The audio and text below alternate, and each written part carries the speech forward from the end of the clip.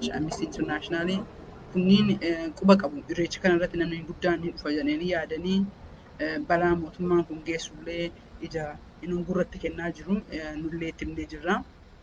Waan adda addaa ni bakka jiru abdii qabna yeroo gabaabaa keessatti. Kanaafuu akka gurrii fi ijji namaa isirra jirtu kana beekaa maatiin nu hima irreecha kana irratti akka nam tokko hin hafne irreecha kana dhaqanii ayyaana kana irratti tokkummaa Oromoo irratti akka fidu kana irratti mul'achuun bakka jiru maratti dirqamaatti fakkaata. Kara kaaniin ammoo konvenshiina kana dhiyeenya kana Sikelloo irratti illee BBS irratti illee miidiyaa Oromoo ka yeroo argate jechuudha gariin biizii ta'eetiin argeeta irratti qophii guddaa qopheessinaa jirra. So wanni guddaan ani waamicha godhuu kan hin barbaadu adoonnu garee waliin dalagaa jirru keessummoota 30 ol paanalistii keessatti kan argamanu ijoollee miidiyaa irra agartan kana beektota hedduutu achirra jira jechuudha. Proogiraamni haga bixataatitti breakdown isaanii bahaa. Saniin dura kan isin jechuu barbaadee jedhee irreecha konvenshiina kana irratti yoo yaada bareedaa qabaattan uummata Oromoo hin fayyadamu tarsiimoo irratti nu qarqaara hojjettanii duuba teettanii hin ilaalinaa koottaa nu qarqaaraa nutti makamaa isin jedhee ofii kiyyaasii waamuu barbaadeen jedha. Konvenshiinni kun konvenshiinii guyyaa 3ti. Proogiraam 8 of keessaa qaba. 8 keessaa 2 kennaa miti 6 akka Oromooti jechuudha. Kan barbaannu dhumarratti yeroo hedduu rakkoon akka ta'e ammas galee Oromoon yeroo baay'ee mootummaa kanaan feenuu down nafxanyaa down abiyyi jennaa garuu kafeenu maaliidha? Kafeenu sun ammoo katabbiidhaan ifa ta'ee diinaafillee firaafillee gantuufillee maraafiyyuu ifa ta'ee qophaa'uun dirqama.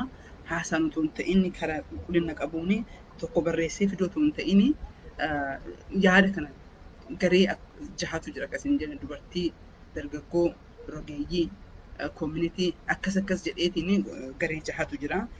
6 kana keessa martinuu paanaal discussion qaba. Paanaalii haga nama 4-5 qaba jechuudha. Gareen 6 paanaalii haga 4-5 qabanii jechuudha. Keessummoota guddoo ijoollee keenya beektota kan jennu hunda waamnee jirra. Namni tokko kan waamsine hin jiru. Gariin akka tasa'aa ta'eetiin namni takkaa lama proogiraamni nu ta'u jedhee kuuwwan awwalaloo qabatee xadaaluu qabatee beektonni hedduun irratti ni hirmaatu.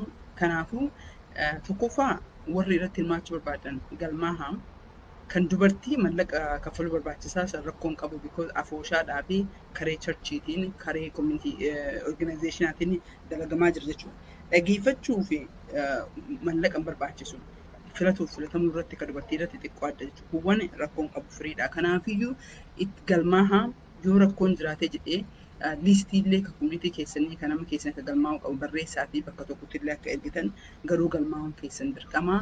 Yoo listii nu ergitan ammoo ijoollee hedduutu jira. Kara ijoollee 40 waan kana irra dalagaa jira. Duubaanii haala adda addaa irratti jechuu kan dalagaa jiru. Isinillee beekumsa fedhii yoo qabaattan amma laalii nuti kan barbaanne roodmaappii baasuu otoo hin ta'in yaada deebii Oromoo bilisummaa Oromootu maal fakkaatti akkamiin ta'achuu qabda kan jennu ka addunyaadhaa kenninu ka ofii kennaa beennu ka gantuudhaa kenninu ka firaa kenninu kan namaraaf jechuudha. Kan ammoo barreessinee fiduu otoo hin ta'in garee uumneetiin yaada dargaggoon akkamitti ilaalti dubartiin akkamitti ilaalti warri community akkamitti ilaalaa adeemsi ollaan kalee maal ture akka dhaabaa jechuudha. Ollaan hadha maal yaadaa jira birullee maal yaadaa jira akka jedhu akkuma beektanii ollaan dhaaba communityidhaan deeggaramu. Community'n Oromoo ammoo paartiidhaas ta'ee uummataas ta'ee dhuka kan waan mara qabatee deemu jechuudha. Dubartiin ammoo akkuma beektanii qabsoo yeroo kana ammaa kana keessatti afoo bahiinsa qofa otoo hin ta'in kaleellee durillee dubartiin gahee isii mul'atu dhabe malee gahee guddaadha. Kanaafuu akka jarri ijaarteetiin Oromoota mara walitti fidduu isa irratti ijaarumiinsi isa irratti xiyyeeffatee jechuudha. Kanaafuu itti naa hirmaadhaa irratti register ta'a. Beektonni Oromoo ammoo wanna kana irratti yoo affeeramuu baattan hundinuu affeeramtan jedhee abdiin qaba. Hanga beeknutti garuu nama jalaa hin dabarti nama folchaatiin fedhii warri qabdan nutti hirmaadhaa. Waan tokko keessaan garee adda addaa karee kara 7tu jira. Kareen 6 ka tokko mataa ofiitiin proogiraam 6 garee jahaan deema. Garuu tokko ammoo kooretti qabeetiin cuunfee baasu.